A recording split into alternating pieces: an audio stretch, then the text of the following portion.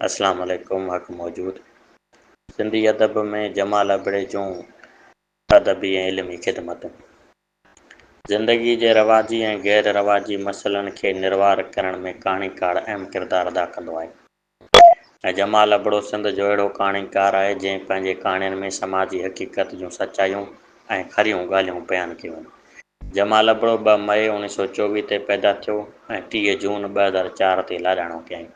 संदसि कहाणियुनि जो किताबु पिशू पाशा 1959 में छपियो, जंहिंखे जदीद मुख़्तसर अफ़साने जो बुनियादु या पीढ़ सॾी सघिजे थो। जमाल जूं कुल 17 कहाणियूं आहिनि ऐं उहे पंहिंजी ॿोली, उणत ऐं पेशकश सबबु शाहकार जो दर्जो रखनि थियूं। सिंध जो अवाम अक्सर पंहिंजे ई पैदा कयल रीतनि, रस्मनि, वहमनि, वसवसनि ऐं अक़ीदनि जे ज़ंजीरनि में जकड़ियल आहे। सिंध जो अक्सर अवाम महिरूमी वारी ज़िंदगी गुज़ारे रहियो आहे। माली तंगदस्ती जे करे सिंधी समाज में रहंदड़ माण्हुनि जूं ख़्वाहिशूं ऐं उमंगूं जनम वठण खां अॻु में ई ख़तमु थी वञनि थियूं। जमाल अबड़े जे कहाणियुनि में अहसास, अहिड़ियूं उमंगूं, ख़्वाहिशूं ऐं ज़िंदगी जा अहिड़ा रंग ऐं ढंग पेश कयल आहिनि। जमाल सिंधी में हक़ीक़त निगारी जो नुमाइंदा कहाणीकार आहे। हुन जी हक़ीक़त निगारी समाज जे ख़ारिजी रुखनि ऐं हक़ीक़तनि ते ॿधलु आहे।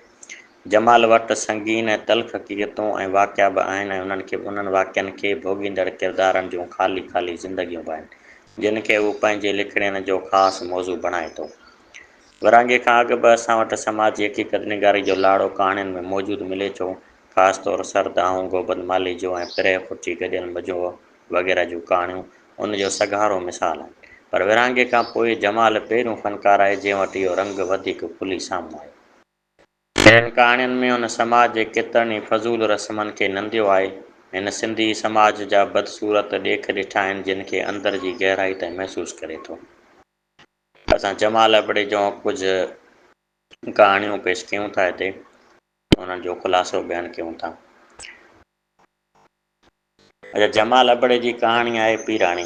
कहाणी में पीराणी जे पीउ जो किरदारु आहे। उन कहाणी में गुरबत सबबु हिकु ॿारड़ी जे जानवरनि वांगुरु ॿोली लॻाई थी वञे। औरत जे हक़नि जो सवाल जंहिं तख़लीक़ी अंदाज़ में पीराणी में उथारियो वियो आहे, वरली कंहिं कहाणी में हूंदो। औरत ते ज़ुल्म कीअं थो थिए, गुरबत जी सज़ा नियाणियुनि खे कीअं थी काटणी पए ऐं हिकु औरत कंहिं ढोर बराबरि कीअं थी सम्झी वञे, उन मौज़ू खे जमाल अबड़े निहायत गैर रिवाजी अंदाज़ में पेश कयो आहे। इहा पीराणी कहाणी जंहिंखे माइट गुरबत जे लिहाज़ खां 60 रुपयनि में विकिरो कनि था।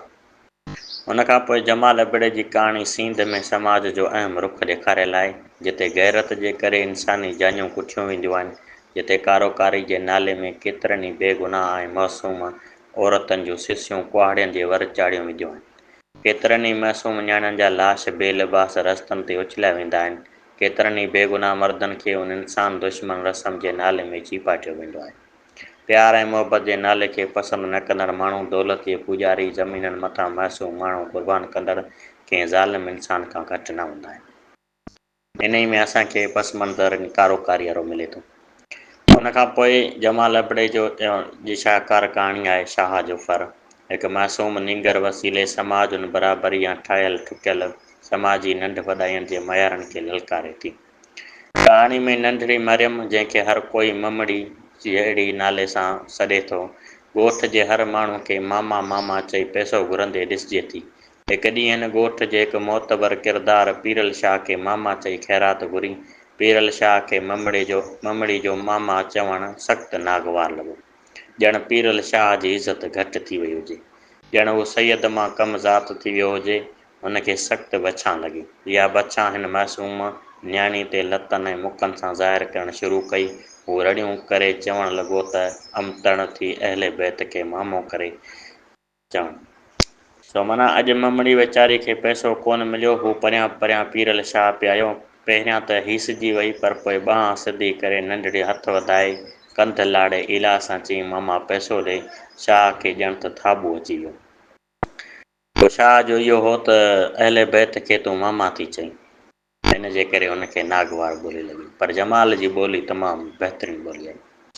हुनखां पोइ जमाल जी कहाणी आहे खमीसे जो कोट। खमीसे जो कोट पिणु ॻोठ जे माहौल जी अकासी कंदड़ हिकु ज़री समाज में रहंदड़ हेठें तबिके जी गुरबत जे लकीर खां बि हेठि जीअंदड़ ॿार जी कहाणी आहे। हिन कहाणी जो मरकज़ी किरदारु हिकु नंढिड़ो ग़रीब धराड़ आहे। गुरबत जी हद ई आहे जो न तन मथां ओढ़ण लाइ कपिड़े टुकर अथसि ऐं न इलाज लाइ पैसो। नंढिड़ो 11 सालनि जो ख़मीसो अॻे ई माल वठियो ॿूड़नि में बीठो हूंदो हो। खेसि ख़मीस कान हुई पर हिकु टॻड़ियनि निकितल गरम कोट पियो हुअसि। कारी गोॾ ऐं मथे ते मेरो कपह जो टोप ऐं मटर बि माख सां छाया पिया हूंदा हुआ। ॿई हथ कछनि में विझी पेरनि उघाड़ो पाण खां डिघी लठ खयों सोढ़ो थियो बीठो हूंदो हो। संदसि खाॾी पई खड़कंदी हुई। मूंखे ॾिसी दांह कंदो हो, हा मुला। मां ख़मीस जे घर वटां लंघियसि। छिनल खट ते उस में पुराणी रली हेठां वेड़ो सेड़ो पियो। माणस छेड़ा कढंदे चयो, माल वठी मोटियो आहे त ॿीणो थी किरियो आहे।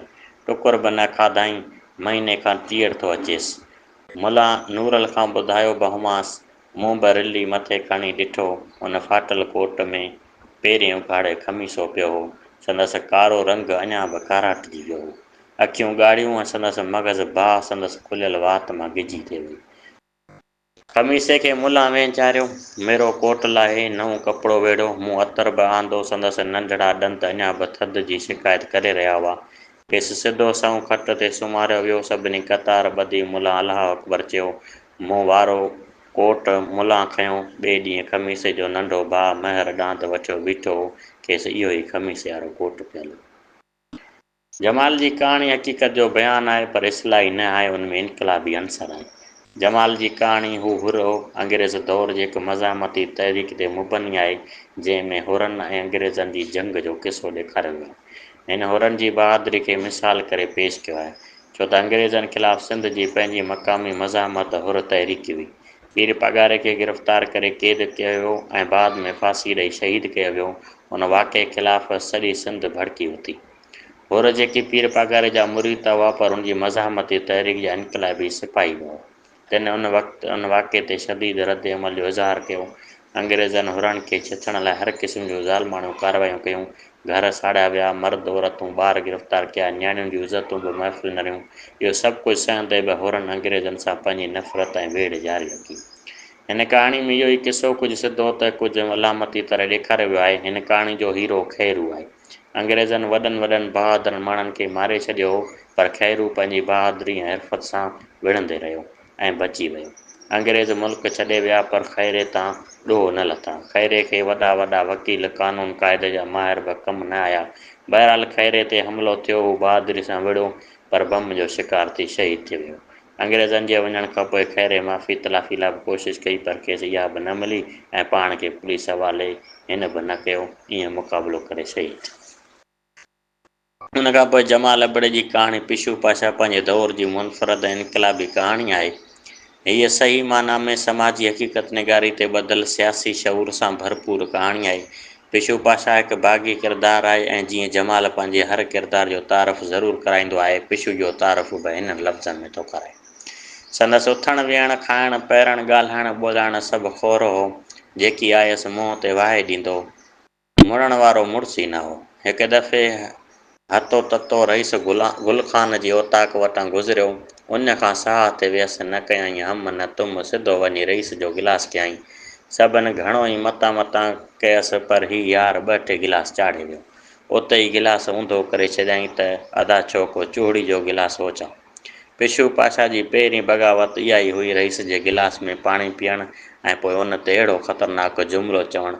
ज़ाहिर आहे त अहिड़े किरदार खे 100 तकलीफ़ुनि खे मुंहुं ॾियणो पवंदो ऐं सिंध जे ताक़तवर वॾेर शाही पिशू पाशा जी जहिड़ी रीति घेरो सोढ़ो कंदे ॾेखारियल आहे। त हीअ मुख़्तसरनि तौर ते 4 खां 5 कहाणियुनि जो ख़ुलासो असां बयानु कयो ऐं जमाल अबड़े जूं तमामु बहितरीनु अदबी ख़िदमतूं सिंधी अदब में मुयसरु आहिनि।